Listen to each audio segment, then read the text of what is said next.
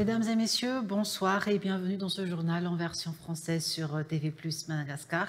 Nous sommes ensemble pour une quinzaine de minutes d'information. Alors je vous invite à suivre notre édition jusqu'à son terme. Mais avant cela, je vous propose de suivre nos titres. La manifestation menée par la Génération Z se poursuit, mais selon la déclaration du collectif, elle prendra désormais la forme de discussion axée sur la reconstruction du pays, plutôt que de rassemblement sur la place du 13 mai à partir de demain. Les étudiants de la Génération Z prévoient également d'inviter des jeunes représentants issus des différentes régions afin de recueillir leurs avis et leurs propositions pour contribuer au développement national, notamment dans le domaine de l'éducation. S'autoproclamant initiateurs du mouvement de contestation, certains politiciens et parlementaires se vantent d'avoir remporté la victoire d'après les dires du président de la coalition des jeunes malagasy et ne doit donc pas être récupéré à des fins politiques par certains individus en quête de siège. Les employés de la compagnie aérienne nationale Madagascar Airlines dirigée par Ratra Barlal exigent la démission du directeur général ainsi que celle des consultants étrangers au sein de l'entreprise. Selon leurs explications, cette demande est motivée par le non-respect de ses engagements, notamment la relance des vols long courriers et régionaux. À la une de l'actualité, la manifestation menée par la Génération Z se poursuit, mais selon la déclaration du collectif, elle prendra désormais la forme de discussion axée sur la reconstruction du pays plutôt que de rassemblement sur la place du 13 mai à partir de demain. Les étudiants de la Génération Z prévoient également d'inviter des jeunes représentants issus des différentes régions afin de recueillir leurs avis et leurs propositions pour contribuer au développement national, notamment dans le domaine de l'éducation. Par ailleurs, ils expriment le souhait que des représentants de la jeunesse de la Génération Z puissent participer à la supervision du nouveau gouvernement qui sera prochainement formé. Romière Manana, Yves Rassata. La manifestation de la Génération Z connaît désormais un tournant significatif. En effet, elle ne se tiendra plus sur la célèbre place du 13 mai à Nalakeli, symbole historique des revendications citoyennes, mais se poursuivra dorénavant autour d'une table de concertation. Cette nouvelle orientation annoncée aujourd'hui traduit la volonté des jeunes de privilégier le dialogue et la réflexion pour œuvrer à la reconstruction du pays. Les étudiants membres de la Génération Z affirment vouloir donner une dimension plus constructive à leur mouvement.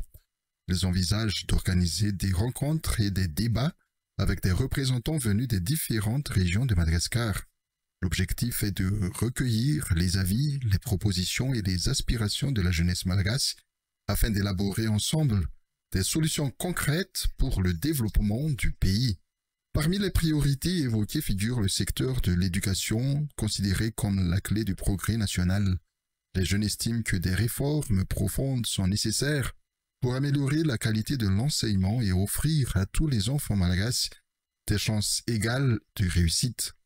D'autre part, la Génération Z souhaite que certains de ses représentants puissent occuper un rôle de supervision au sein du nouveau gouvernement qui sera bientôt formé. Selon eux, la présence des jeunes leaders dans les instances de décision garantirait plus de transparence, d'équité et d'innovation dans la gestion publique. Concernant la journée d'aujourd'hui à Nalakeli, le programme a débuté par une réception des dépouilles des manifestants morts à Ambuda. Une prière a ensuite été prononcée en leur mémoire, honorant leur courage et leur sacrifice. L'après-midi, une cérémonie a eu lieu pour célébrer les réalisations de la veille, marquant ainsi une journée riche en symboles et en espoir pour l'avenir du pays. S'autoproclamant initiateurs du mouvement de contestation, certains politiciens et parlementaires se vantent d'avoir remporté la victoire d'après les dires du président de la coalition des jeunes Malagasy ou COJM. Le mouvement mené par la jeunesse de la génération Z a mobilisé toute la population malagasy, a tenu à souligner le président Branko Nantenain.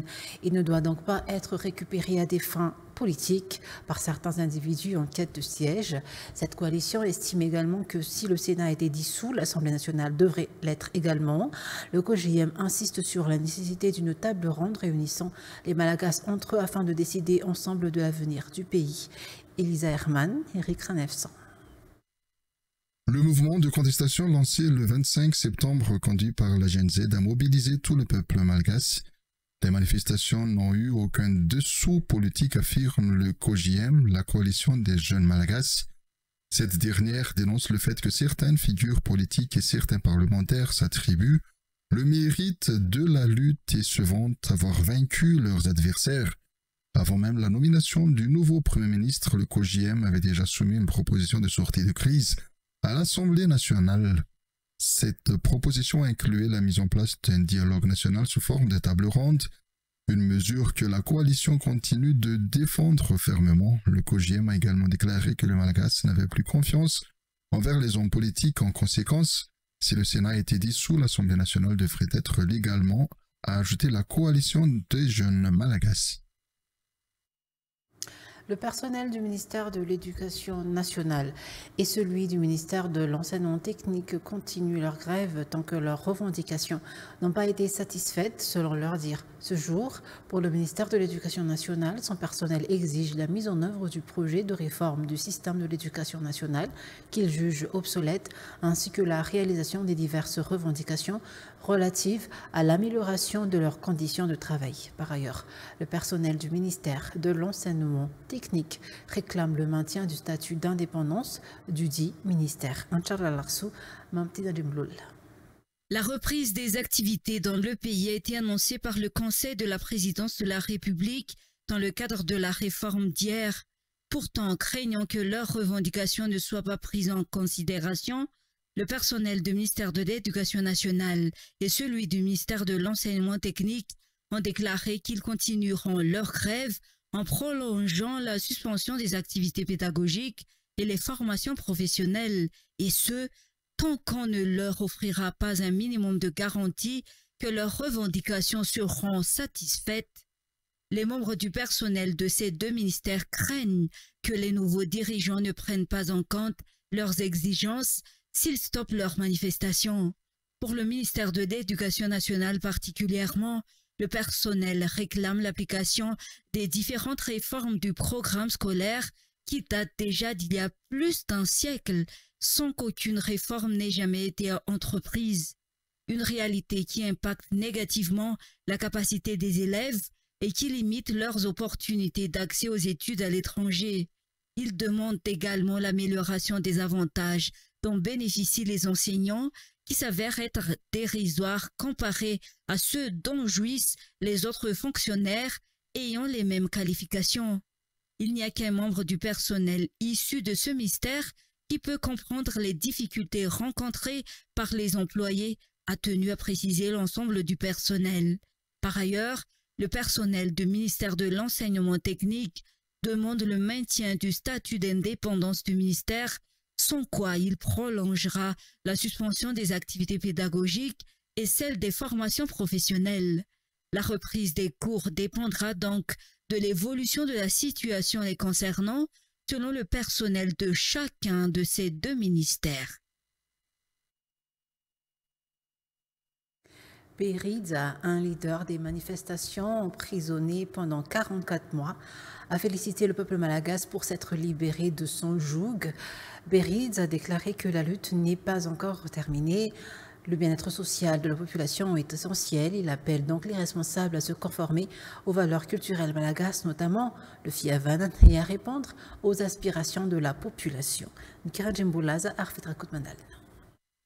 Beridza, une figure des manifestations anti-gouvernementales qui avait été emprisonnée pendant 44 mois, a félicité le peuple malgache. La lutte n'est pas terminée car le bien-être social de la population est primordial d'après ses explications. Il appelle les responsables à œuvrer dans le respect des valeurs traditionnelles malgaches et à répondre aux aspirations de la population qui ne fait que réclamer l'application de ses droits fondamentaux depuis longtemps. Beridze a expliqué qu'il avait mené des actions en ce sens depuis 2018. Malgré son emprisonnement, la génération Z, la génération Y et les militaires du CAPSAT ont repris le flambeau. La lutte ayant été menée pour défendre une cause commune, tout un chacun doit faire preuve de détermination et assumer ses responsabilités pour éviter que le mécontentement public ne se reproduise selon Beridze. La résolution des crises sociales doit être priorisée. Il faut aussi se préparer à la réforme du système. Des mesures importantes doivent être prises. La manne ne tombe plus du ciel. Il faut se préparer mentalement à faire face à l'adversité, a ajouté Beridze qui a pris part à la manifestation tenue par les militants sur la place du 13 mai ce jour. Et je vous disais en titre, les employés de la compagnie aérienne nationale Madagascar Airlines, dirigée par Radra Barlal, exigent la démission du directeur général, ainsi que celle des consultants étrangers au sein de l'entreprise. Selon eux, cette demande est motivée par le non-respect de ses engagements, notamment la relance des vols long courriers et régionaux. Face à cette situation, les employés de Madagascar Airlines, à l'origine du mouvement, lancent un ultimatum au directeur général pour qu'il dépose la lettre de démission au plus tard, vendredi à midi. Gracien Djassitouirne, Ivrasata. Les employés de la compagnie aérienne nationale Madagascar Airlines, à leur tête, Radra Barlal, fixent un ultimatum au directeur général et aux consultants étrangers pour qu'ils quittent leurs fonctions. D'après leur déclaration de ce jour, si le directeur général ne dépose pas sa lettre de démission avant le vendredi 17 octobre à midi, les directeurs adjoints, les responsables de département ainsi que l'ensemble des cadres refuseront de recevoir ces ordres. Une direction collégiale sera alors mise en place pour assurer la gestion intérimaire de la compagnie, selon leurs propos. Les raisons de cette revendication reposent sur le non-respect des responsabilités inscrites dans le business plan, dans la reprise des vols en courrier, la réouverture des lignes régionales et la reprise des vols domestiques. Jusqu'à ce jour, la compagnie ne propose plus que des vols intérieurs, affirme-t-il. Il dénonce également la perception de salaires élevés par le directeur général, malgré l'absence de résultats concrets, ainsi que la présence de nombreux consultants étrangers rémunérés par la compagnie avec divers avantages, sans pour autant apporter d'améliorations tangibles. Enfin, les employés regrettent le manque d'écoute et de considération de la direction envers leurs propositions, selon les déclarations recueillies ce matin à Ivatu. Selon la Fédération du personnel du ministère de l'Eau, de l'Assainissement et de l'Hygiène, le ministère de l'Eau doit être maintenu et disposer d'une autonomie propre car sa suppression créerait des difficultés dans la fourniture d'eau potable. Le ministère de l'Eau participe activement au projet d'approvisionnement en eau urbain en appuyant la JIRAMA à travers des programmes financés par des partenaires internationaux. Le ministère de l'Eau, de l'Assainissement et de l'Hygiène fait partie du ministère qui ont été supprimés selon le nouvel organigramme de l'État qui circule actuellement sur les réseaux sociaux, d'après la Fédération du personnel du dit ministère. Même si ce document n'est pas encore officiel, les employés ont exprimé leur inquiétude face à une éventuelle suppression totale du ministère. Ils rappellent que la question de l'eau a souvent été au cœur des revendications et des mobilisations populaires. La Fédération souligne que le ministère de l'Eau est un acteur clé dans l'accès à l'eau potable et que cela ne relève pas uniquement de la compétence de la JIRAMA, laquelle se trouve et se concentre principalement sur l'approvisionnement en eau dans une partie des zones urbaines du pays. Les missions du ministère en matière d'eau, d'assainissement et d'hygiène sont clairement définies. Au niveau international, la crédibilité de l'État est importante vu que Madagascar est encore un pays en voie de développement. Fragiliser la mobilisation des financements